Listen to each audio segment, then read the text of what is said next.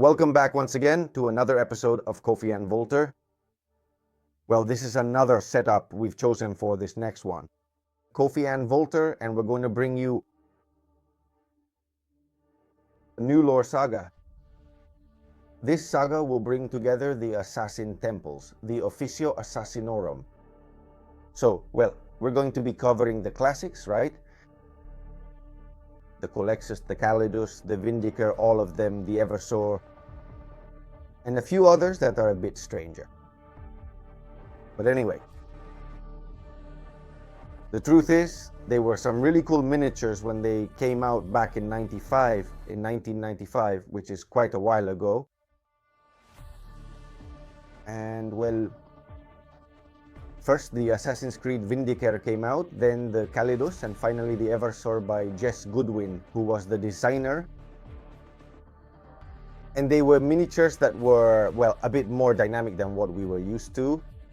Not the Vindicator, but the Callidus was. The Callidus honestly was quite dynamic. And well, now later on in 2015, they released the modernized versions in plastic because the previous ones were metal. So, well, with 20 years between one set of miniatures and the other, there are differences, but they didn't really change much. The aesthetics. So, well, let's say that's a nod to the past. So let's get to it.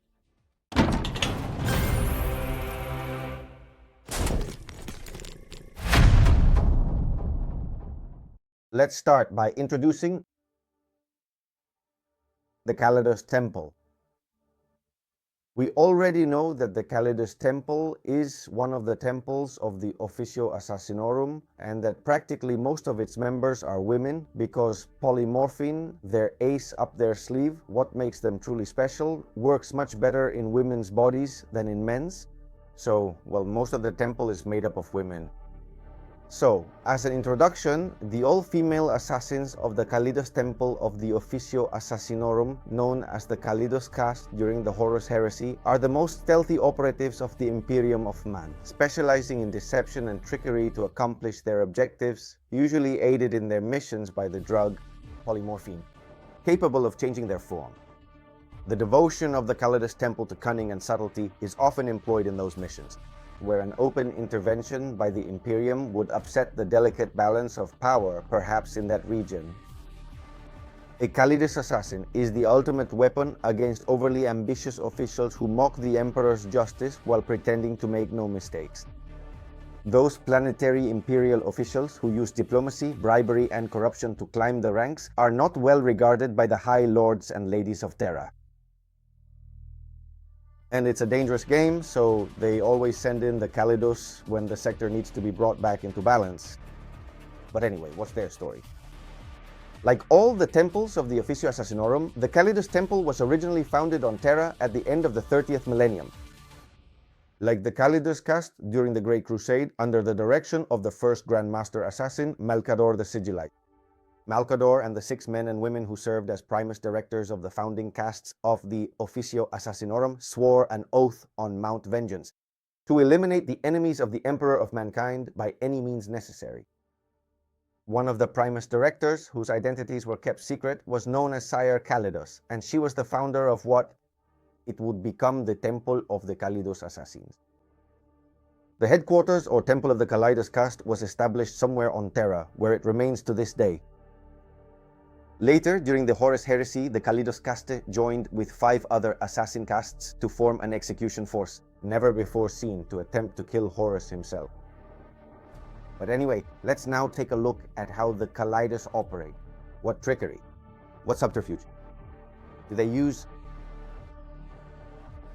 what weapons as well, and what is usually their modus operandi, both on the battlefield, though Callidus are not often used directly in battle, maybe in an attack behind enemy lines or something like that, but especially in surgical strikes against specific targets. So, well, the vast majority of missions carried out by the Callidus assassins involve infiltrating a chaos cult or another heretical organization with the goal of eliminating the leader and key members of the cult.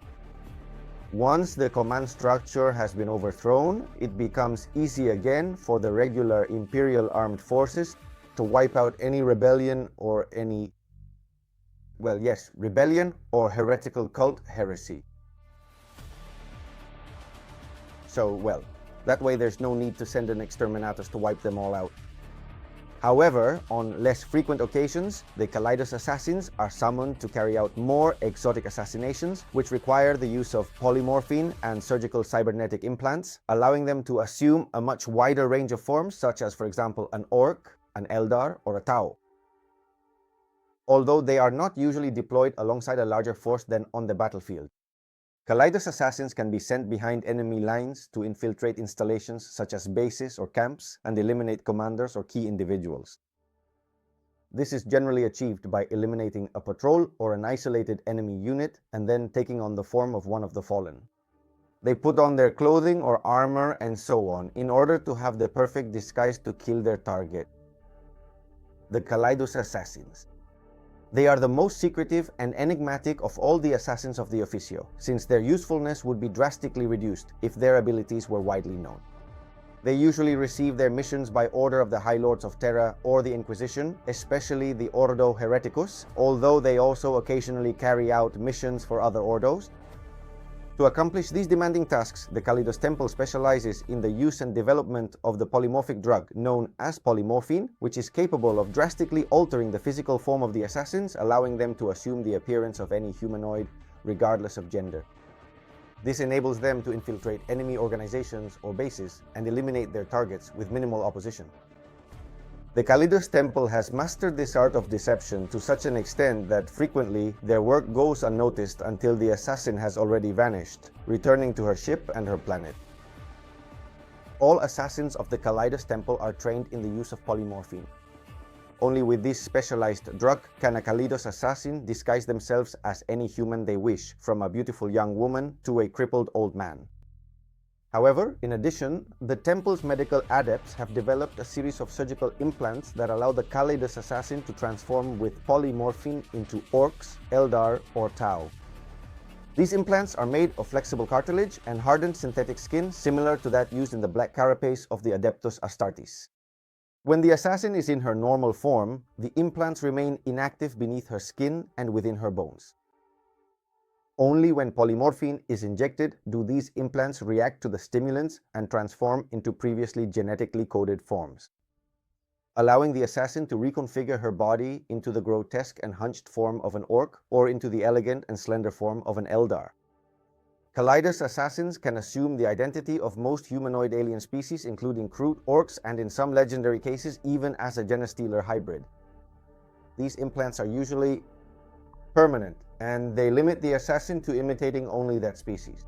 Keep in mind, they can't just go around changing species, because once they choose a species, they undergo the full implant treatment and from then on can only transform into that species. It's a price to pay. In any case, since they are human, they can transform into any human, male or female.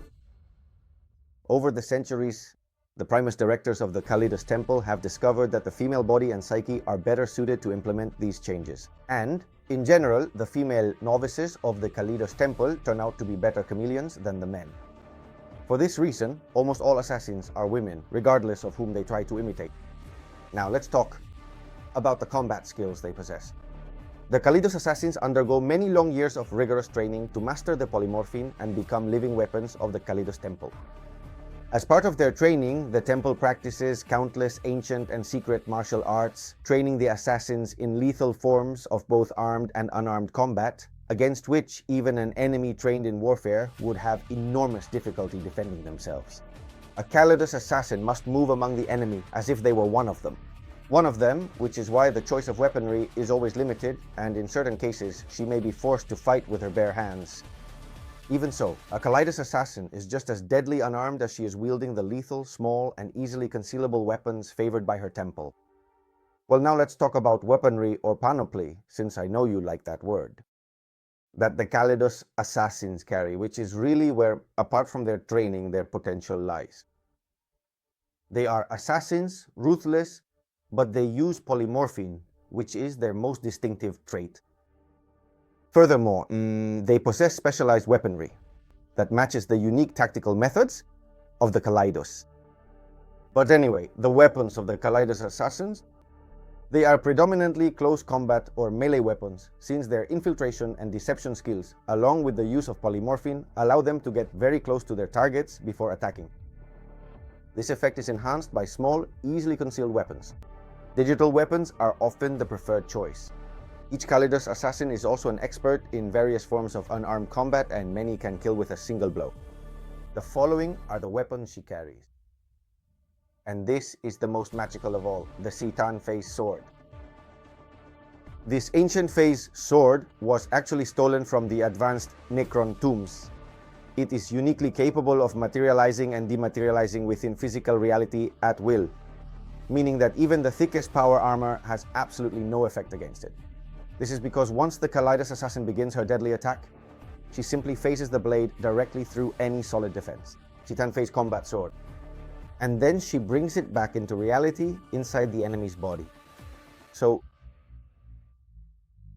it's a very heretical thing because, well, they're using Xenos technology, but anyway, many times the Imperium, we know they turn a blind eye, and the end always justifies the means. What else does she carry? Well, her poisoned blades. I remember that on the model, she carried it on her thigh. And well, these blades are super sharp, and also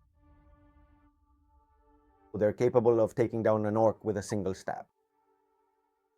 The Neural Destructor, which back in 1995 I loved. I loved placing the Flamer template when I fired it. Well, it's a weapon, a short-range weapon that projects a psychic disturbance at the enemy, driving them insane and melting their brains, until all that's left is a liquid oozing from their ears and noses. Obviously, their simple suit, which is what allows them to adapt to new forms when they use the polymorphine, right? And besides, these are stealth suits, which prevent the Callidus from being discovered when she hasn't transformed yet. And well, they also have death cards to show their target or to prove they've been there. Furthermore, it is an unparalleled tool of terror used by some female killers. Callidor. These psychoplastic wafers are placed on the corpses of his victims between rigid fingers, or clenched teeth. Upon contact with Carne Viva, the card activates by projecting a scent of the victim's face at the moment of their death, with a loop of screams and agony. Now to finish, let's talk about some renowned Callidus assassins. And of course, we have to start by talking about Sirius Callidus. Sirius Callidus, who was the founder of the Callidus Clade. And so, well, later it became known as the Callidus Temple, and together with the other 5 Primus Directors, they founded the Clades, forming what we now know as the Assassin's Trade. Coin was an assassin from the time of the heresy, and well, she was exceptional and was chosen for the assassination attempt on the Primarch Horus, the traitor. And well, in the end, they didn't succeed, obviously. But anyway, she was the first to organize a group of assassins from all the clades, from all 6 clades, to kill Horus. And well, for me, the one who gives me chills is Emshan. Emshan is the only human person who has been able to kill a Primarch. It turns out that Konrad Kurz, well, he was in his fortress, and he already knew he was going to be assassinated. But he wanted to be right, and to be right, he had to let himself be killed. So, as the story goes, Machene traveled deep into his dark fortress and finally killed him. She successfully executed the traitorous Primarch, known as Konrad Kurz, the dreaded Night Haunter of the 8th Legion. It was a grim end for a dark soul. The Night Haunter told his legion that he didn't want them to go after her, because what he wanted was to be right. But anyway, Valkoran didn't really agree, and in the end, he chased the warm assassin Emshan all across the damn galaxy. He left no stone unturned until he found her and dismembered her. And I suppose he sent her body parts to every corner possible in the galaxy. But the recording of the death of Konrad Kurz reached Terra and the Callidus Temple as a symbol of victory. Anyway, another coffee and Voltaire. I hope you enjoyed it. The truth is that here,